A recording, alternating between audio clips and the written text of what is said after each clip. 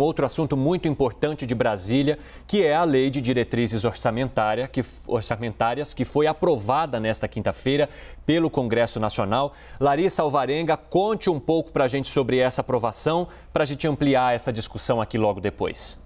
Olha só, Cine, a aprovação da famosa LDO se deu depois de uma maratona, né? De manhã, o relatório precisou passar pela Comissão Mista do Orçamento. De tarde, foi aprovada pela Câmara dos Deputados e, em seguida, pelos senadores. A Lei de Diretrizes Orçamentárias fixa metas e prioridades para os gastos do governo no ano que vem. O texto prevê levar os recursos para a campanha eleitoral de 2022, olha só, de 2 bilhões para 5,7 bilhões de reais, ou seja, quase triplicou aí o valor, né? A gente já vai conversar ao vivo com a Tainá Farfan, que vai contar pra gente o que acontece a partir de agora, vai trazer mais detalhes a respeito desse assunto, né, Tainá? Um ótimo dia para você. Oi, Larissa, um ótimo dia para você também, para todo mundo que continua com a gente aqui no Novo Dia.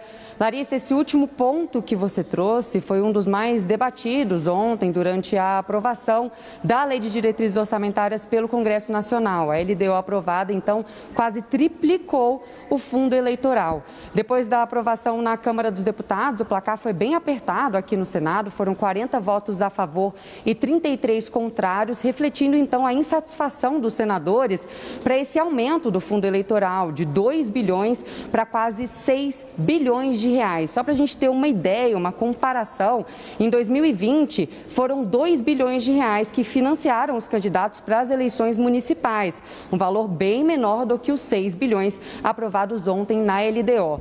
E na votação na Câmara dos Deputados, os deputados chegaram a rejeitar um destaque do Partido Novo que tentava reduzir então esse valor de 6 bilhões para 2 bilhões de reais. Quando o texto chegou no Senado, já não teve jeito, restou aos senadores analisarem, então, o texto original. A gente lembra que a LDO, a Lei de Diretrizes Orçamentárias, ela determina as prioridades para o governo para o ano seguinte, para 2022. E também essas prioridades precisam ser aprovadas depois pela Lei Orçamentária Anual, que precisa ser aprovada até o fim do ano aqui no Congresso. Então, pelo texto aprovado, entra aí na prioridade, prevê a realização do Censo Demográfico de 2022 pelo IBGE e também coloca entre as prioridades da administração pública o Plano Nacional de Imunização.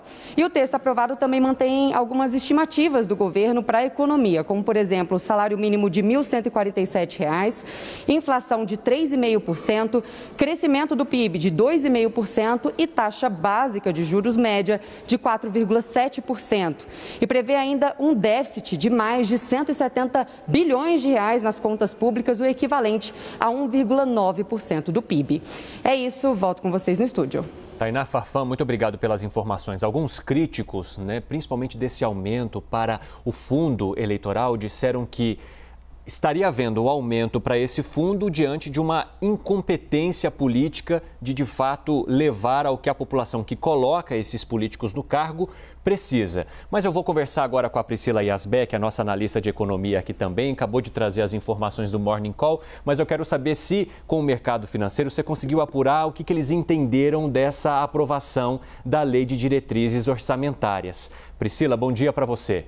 Bom dia, Evandro. Bom dia a todos. Eu falei com o Roberto Atucci Júnior, que é analista da Research, sócio fundador da Research, e o que ele explicou é que, por enquanto, nesse momento, o mercado está mais preocupado com questões externas, com o Fed, com o Banco Central Americano, sinalizando preocupação com a inflação lá fora.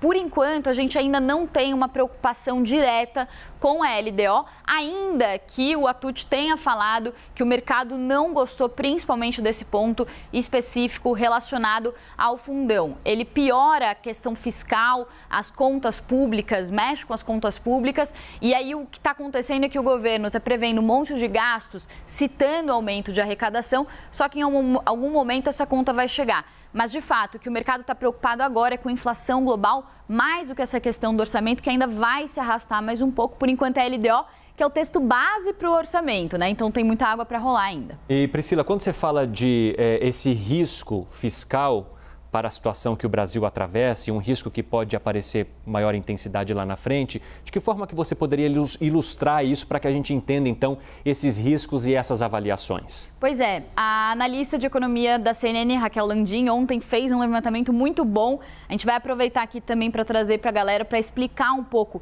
dessa situação. O que acontece é que a gente, no início do ano, de janeiro a maio, a gente teve um aumento de arrecadação por causa de recuperação econômica e também por causa da inflação, que gera um impacto aí de aumento de receitas. Então, a gente teve essa diferença aí de uma arrecadação 165 bilhões de reais superior. E o que a gente tem também é essa folga no teto de gastos, que varia entre cerca de 30 bi a 47 bi, segundo cálculos de especialistas. Essa folga aqui é por causa da inflação que veio acima do esperado no começo do ano. Lembrando que a regra do teto de gastos é aquela regra que impede que os gastos superem a inflação do ano anterior. E quando que é calculada essa inflação do ano anterior? É calculada nos 12 meses fechados até junho. E o que aconteceu? A gente teve uma inflação muito pressionada nos 12 meses até junho, ficou acima de 8%. Então, isso gera essa folga aqui que a gente está vendo no teto de gastos. A gente vai para uma próxima tela agora para mostrar o que está acontecendo, os efeitos dessa folga. Então, o governo está sofrendo pressão, os políticos veem que tem uma arrecadação maior, essa folga no teto, e eles passam a fazer alguns pedidos, reajustes de salário. O governo também está pensando no Bolsa Família turbinado, teve a questão do fundo eleitoral. E o que a gente tem aqui é que só esses gastos aqui que os políticos estão tentando emplacar com esse aumento de arrecadação, eles são estimados, isso segundo a instituição